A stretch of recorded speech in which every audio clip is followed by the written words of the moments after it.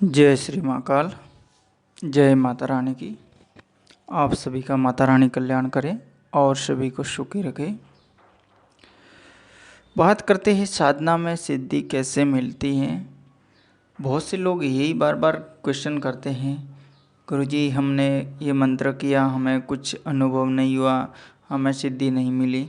तो एक बात मैं आपको कहना चाहता हूँ, पहले भी कई बार कही है कि कोई सिद्धि मिलना या अनुभव होना कोई किराना का सामान तो है नहीं जो आपको तुरंत ही मिल जाए, या कुछ ऐसे ही कि पैसे देते ही कुछ हासिल हो जाए। ये एक साधना है, अध्यात्मक ज्ञान के तहत ये खोज की जाती है और उन शक्तियों का आह्वान किया जाता है जो अदृश्य रूप से इस सांसारिक जीवन में हैं। उनकी भी एक दुनिया है, अदृश्य दुनिया है। उन शक्तियों से कनेक्ट होने के लिए हमें मेहनत करनी पड़ती है, बहुत मेहनत करनी पड़ती है। इसके अलावा अपने मन और तन को शुद्ध किया जाता है, तब जाके उसके बाद में अपन सोचते हैं कि उन सिद्धियों तक पहुँचे, उनकी सफलताओं तक पहुँचे, उनका अनुभव क्या है, उनका रिएक्शन क्या है, तब जाके उनका कुछ न कुछ अनुभव होता है। अब ऐसे ही आपने जैसे ही मंत्र कोई उठा लिया, फटाफट मन में एक ही आपकी धारणा रहती है, अनुभव कुछ न कुछ होगा, अनुभव कुछ न कुछ होगा। बस वो मंत्र क्या कर रहे हो उस पर ध्यान नहीं है आपका, क्या कर रहे हो कुछ नहीं, उस पर कोई ध्यान नहीं है। आपको केवल एक ही ध्यान है कि कुछ न कुछ हो रहा है कि नहीं हो रहा है, कोई हलचल हो रही है या नहीं हो रही है, कुछ अनुभव हो रहा है या नहीं हो रहा है, कोई आके हमें टच कर रहा है या नहीं कर रहा है, कुछ कैसे, मतलब अपने मन में कुछ न कुछ भावनाएं लेकर ये साधनाएं करते हैं। जबकि आपका ध्यान होना चाहिए उस मंत्र पर, उस साधना पर, उस मेडिटेशन की ध्यान विधि पर होना चाहिए जो आप कर रहे हैं। लेकिन आपका ध्यान तो वहाँ है ही नहीं, आपका ध्यान तो कहीं और है। आपका ध्यान तो बस अनुभव पर है कि कुछ न कुछ इतना करने से ऐसा हो जाएगा, अब तो इतना बाकी रह गया, अब तो इतनी माला होगी, अब तो इतना समय हो गया। बस ऐसी स्थिति में कभी भी ज़िंदगी में कोई साधना सफल नहीं होगी और नहीं आपको कोई अनुभव होगा। और किसी भी प्रकार से ऐसे लोग हैं जो साधनाओं को इस तरीके से सिद्ध करना चाहता है या मंत्र सिद्धि करना चाहता है या कुछ करना चाहते हैं, तो ऐसे लोग दूर ही रहे। ये उन लोगों का काम नहीं है साधना में सिद्धि करना, मंत्र में सिद्धि करना, कोई अनुभव करना या किसी शक्ति से कनेक्टिविटी होना, ये उनका काम नहीं है। इस साधना के क्षेत्र में ये एक बहुत ही गहराई का रूप लिए हुए साधना है।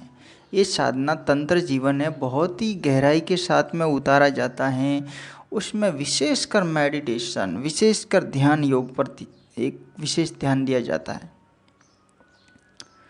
ऐसे थोड़ी है कि आपने बस किसी ने कह दिया कि आपने गुरु दीक्षा है, इतने पैसे है, उतने पैसे से वहाँ से ले लिया, इतने पैसे से वहाँ से मंत्र ले लिया, विधि कर ली। अब विधि क्या, विधि में जो सामान आपका कह रहे हैं वो सामग्री आपने इकट्ठी कर ली।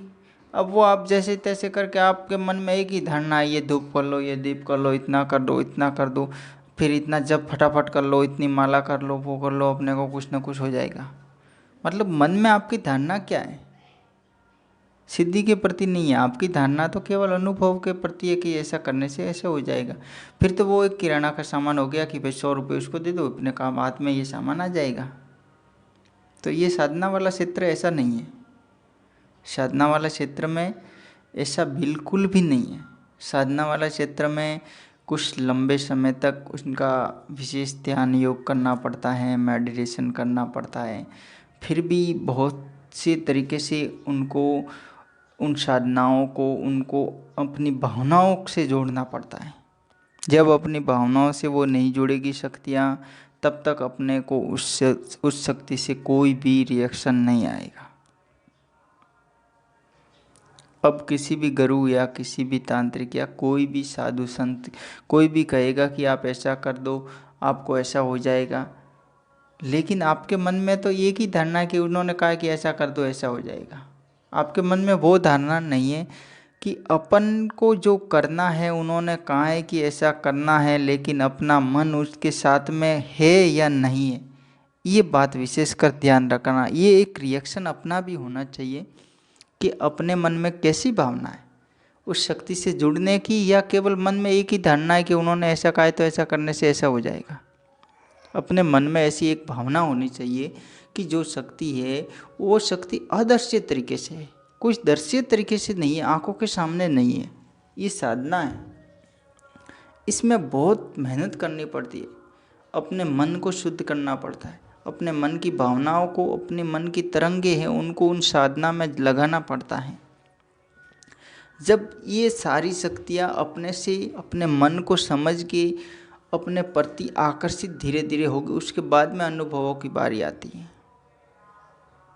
अपने मन में ऐसा हमेशा रखोगे कि 10 माला करने से अनुभव हो जाएगा, 3 दिन में काय सिद्ध होने का तो 1 दिन में अनुभव हो जाएगा, 3 दिन में शक्ति प्रत्यक्ष हो जाएगी, तो ऐसा तो आप जिंदगी में सोचो ही मत, कुछ नहीं होने वाला है। किसी भी गुरु या बाबा का कहना यह होता है कि मान लीजिए आपने साधना ये 21 दिन की है, साधना कीजिएगा, आपको ठीक हो जाएगा या आपके ऐसा ऐसा हो जाएगा। तो उस साधना में आपको तन मन धन से लगना पड़ता है पूर्ण रूप से, और वो शब्द एक अपने दिमाग से निकाला जाना चाहिए कि बाबा ने कहा 21 दिन का, वो शब्द निकाल दो। अब अपने को उसमें तन मन में वो साधना खेलनी चाहिए, तन और मन में वो साधनाएं हमेशा रहनी चाहिए, मानसिक चिंतन हमेशा रहना चाहिए। अगर आप एक ही शब्द मन में विचार में लेके घूमेंगे कि बाबा ने कहा 21 दिन में ऐसा हो जाएगा, और आप कार्य भी कर रहे हो और एक आपके मन में धारणा है कि बाबा ने कहा ऐसा हो जाएगा, तो फिर आपके कुछ भी होने वाला नहीं है। बाबा ने कहा कुछ हो जाएगा लेकिन वो होगा नहीं, क्योंकि आपका मन वहाँ पे साधना में नहीं है, जो बाबा ने कहा उन शब्दों पर टिका हुआ है। जब ऐसे शब्दों पर टिका हुआ होता है तब जाके वो साधक है, कोई भी है, उसमें सिद्ध कभी नहीं होता है। साधना का क्षेत्र है, इसमें बहुत ही लंबे पीरियड तक उनमें अपना ध्यान लगाना पड़ता है। एक बार सिद्ध नहीं होते दोबारा उसमें करना पड़ता है। मान लीजिए किसी ने कहा 7 दिन में करना है, तो अगर 7 दिन में उसका नहीं आता है तो आप उसको 10 दिन कीजिएगा, 15 दिन कीजिएगा, 20 दिन कीजिएगा। जब आपका रिएक्शन पूरा उसमें होगा ध्यान योग के जरिए, एक विशेष ध्यान के मानसिक चिंतन के तहत उसमें लगेगा, तब जाके वो शक्ति सिद्ध होगी, तब जाके उस शक्ति से आप कनेक्टिविटी करेंगे, तब जाके उस शक्ति से आपका अनुभव होगा। अब कोई डायरेक्टली उठ के मैसेज कर देते आपने ऐसे कर दिया था, हमने ऐसे कर दिया, कुछ नहीं हुआ। मतलब आपने ऐसे कर दिया यानी मैंने कहा था कि ऐसे कर देना आपका कुछ हो जाएगा, लेकिन आपका शब्द पर, मेरे शब्दों पर केवल आपका ध्यान था, आपने किया उन पर आपका ध्यान नहीं था ना, आपने क्या क्रिया किया उस पर आपका ध्यान नहीं था। आपको तो ध्यान था केवल मेरे शब्दों पर कि मैंने ये कहा था तो ऐसा हो जाएगा, उस पर आपका ध्यान था।